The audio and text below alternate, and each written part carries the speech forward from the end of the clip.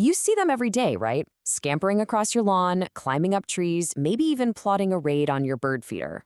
You think you know them, but what if I told you that these common, everyday critters are hiding some seriously extraordinary secrets? Well, let's just say we're about to see our furry neighbors in a whole new light. I bet you have. It's a hot day and you see a squirrel just pancaked out on the pavement, or maybe a cool patch of grass. Legs stretched out behind them like a tiny furry superhero who's just had a really long day. You might have thought, oh, it's tired, or maybe even wondered if it was hurt. But what you were actually seeing has a name and a really cool scientific reason behind it. It's called splooting. Yeah, that's the actual term.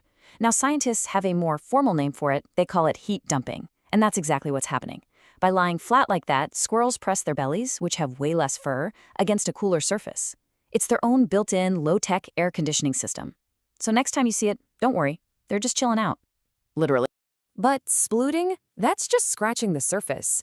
A squirrel's body is an absolute marvel of natural engineering, perfectly designed for a life of high-flying acrobatics and some pretty incredible feats of survival. Okay, get this. Their 4 front teeth, their incisors, they never, ever stop growing. Over a single year, they can grow up to 14 centimeters. That's why you always see them gnawing on everything in sight. They aren't just being destructive, they have to do it. They're literally filing their teeth down to keep them from getting too long. And their dental setup is genius. You see that orange color on their front teeth? That's iron-fortified enamel, and it's super hard.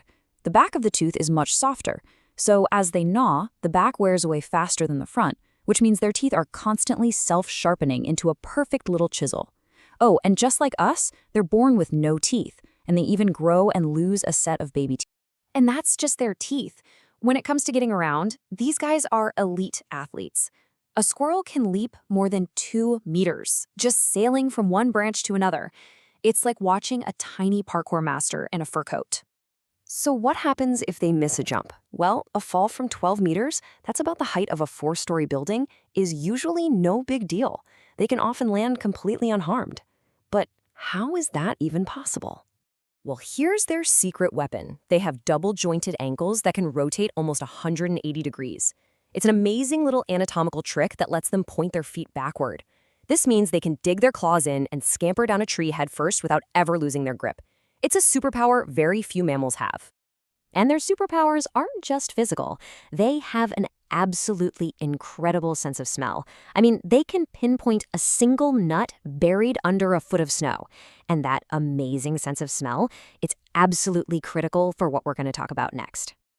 Okay, so their bodies are amazing, but what's going on inside their heads is even more impressive. In fact, we are about to bust one of the biggest, most common myths you've ever heard about squirrels.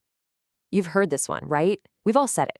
The idea that squirrels are these fuzzy, forgetful gardeners, accidentally planting entire forests because they can't remember where they put their food. It's a really cute idea, but it is almost completely wrong. Here's the reality. Studies have shown that a gray squirrel finds up to 95% of the nuts it buries. 95%. That is not a bad memory. That is an elite level memory that most of us would be pretty jealous of. They're not planting forests by accident. They're surviving by being brilliant. So how on earth do they do it? It's definitely not luck. They build these incredibly complex mental maps of their territory. They use their powerful spatial memory, combined with landmarks and that amazing sense of smell, to create a kind of sophisticated internal GPS for thousands of tiny buried treasures. And they use this brilliant 3-part strategy. First, they scatterhoard, hiding nuts all over the place, so one thief can't wipe out their entire winter food supply.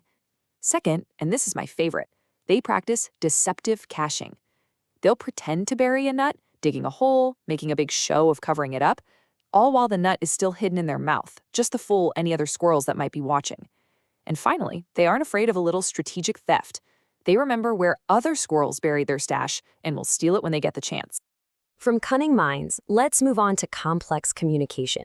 That big, bushy tail isn't just for balance or for staying warm. Nope, it's a high-definition broadcast system, and it's speaking a secret language that's happening right there in plain sight. So, next time you're watching one, pay attention to the tail. If you see really sharp, snappy, quick flips, that's the community alarm bell. That's the squirrels shouting, "Danger! Hawk overhead! Everybody hide!" But If you see slower, more deliberate flicks and twitches, that's personal. That's the squirrel basically muttering to itself out of frustration. And I absolutely love this analogy from researchers. They compare that frustrated tail flick to a person kicking a vending machine that just stole their money. It's that same raw expression of annoyance you feel when something goes wrong. For the squirrel, it might be dropping a perfect acorn from the very top of a tree. All of this brings us to our final section, our own long and surprisingly complicated relationship with these animals. The squirrels in your local park didn't just appear there by magic. They're part of a much, much bigger story. So take the United Kingdom, for instance. The gray squirrel, which is everywhere over there now, isn't native at all. They were actually brought over from North America in the late 1800s. And it was on purpose. Aristocrats thought they would be fashionable, exotic additions to their country estates. And public opinion turned on them fast. In 1924, people were writing lovingly about the native red squirrel. Just about 10 years later, the gray squirrels were being called the gray squirrel menace and American tree rats. By the 1940s, police were literally chasing them through the streets. And by the 1950s, the government was paying a bounty for every gray squirrel tail you could turn in. It was an all-out war. This history is wild enough on its own, but our connection to squirrels has one more twist. And this one reaches into one of the most famous stories ever told.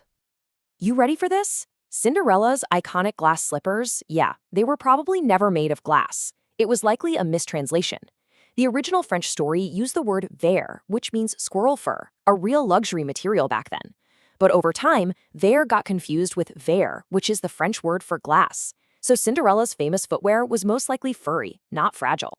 So, from splooting to cool down, to having a super memory, to communicating with their tails, and even having a secret role in classic fairy tales, it really makes you wonder, doesn't it? If an animal that we see every single day holds this much complexity, what other incredible stories are hiding out there in plain sight, just waiting for us to pay a little closer attention?